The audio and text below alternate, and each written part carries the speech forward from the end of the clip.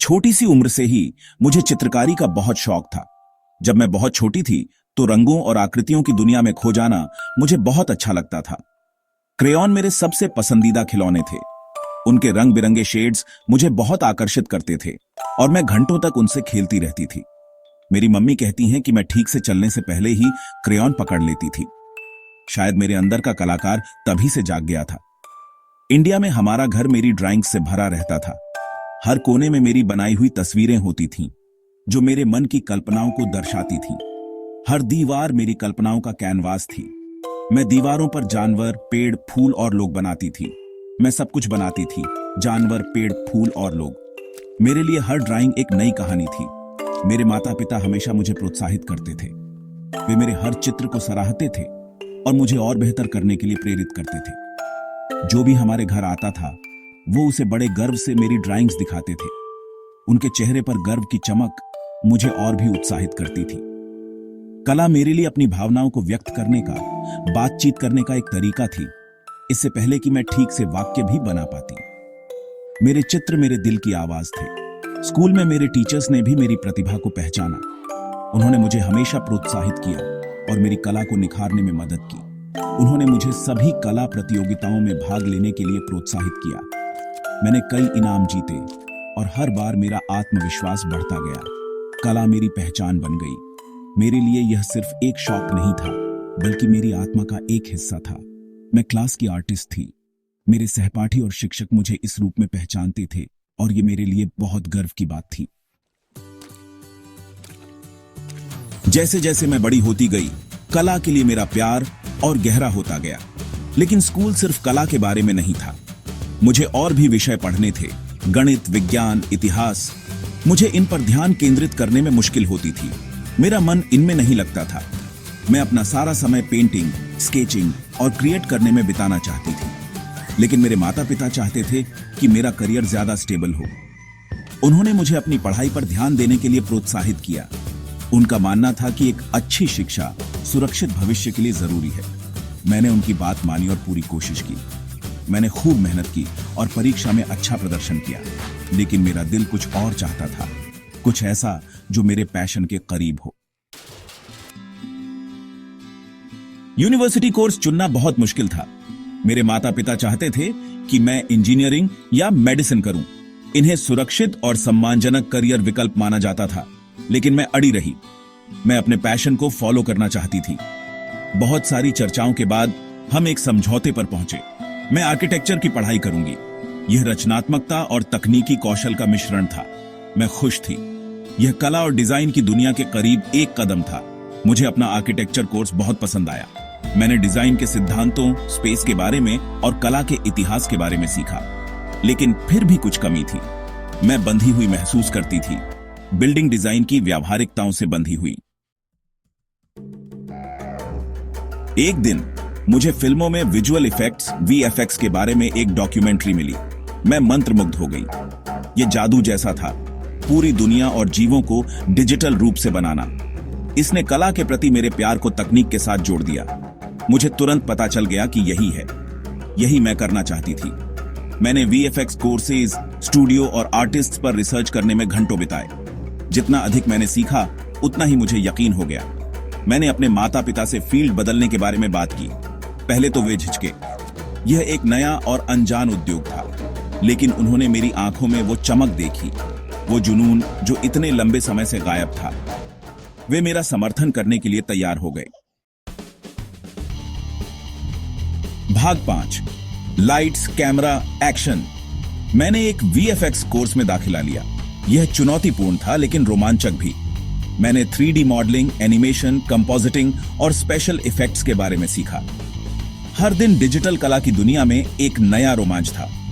Graduation के बाद मुझे एक छोटे से वीएफएक्स स्टूडियो में नौकरी मिल गई। मैंने एक जूनियर कंपोजिटर के रूप में शुरुआत की, विज्ञापनों और म्यूजिक वीडियो पर काम किया। मैंने अनुभवी कलाकारों से सीखा, अपने कौशल को निखारा और धीरे धीरे आगे बढ़ी। मेरे काम पर ध्यान दिया गया। मुझे ऑस्ट्रेलिया के सिडनी में एक बड़े स्टूडियो में नौकरी का ऑफर मिला। यह एक बड़ा फैसला था, एक नए देश में जाना, लेकिन यह एक ऐसा मौका था जिसे मैं गंवा नहीं सकती थी। ऑस्ट्रेलिया जाना मेरे जीवन का एक टर्निंग पॉइंट था। शुरुआत में यह आसान नहीं था, सब कुछ नया था, लोग, संस्कृति, जीवन जीने का तरीका।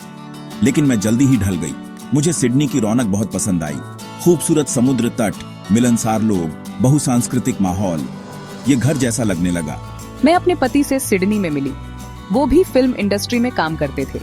कहानी सुनाने और सिनेमा के जादू के लिए हमारा जुनून एक जैसा था। हमने कुछ साल बाद शादी कर ली। जल्द ही हमें एक प्यारी सी बच्ची का आशीर्वाद मिला।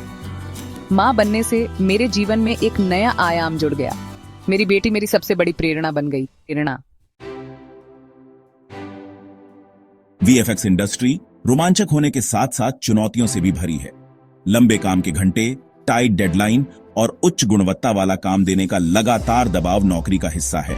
हाल के वर्षों में हमने नई चुनौतियों का सामना किया है। बेहतर वेतन और काम करने की स्थिति की मांग को लेकर इंडस्ट्री में हड़ताल और आर्टिफिशियल इंटेलिजेंस का उदय, जिससे हमारी नौकरियों के ऑटोमेट होने का खतरा है।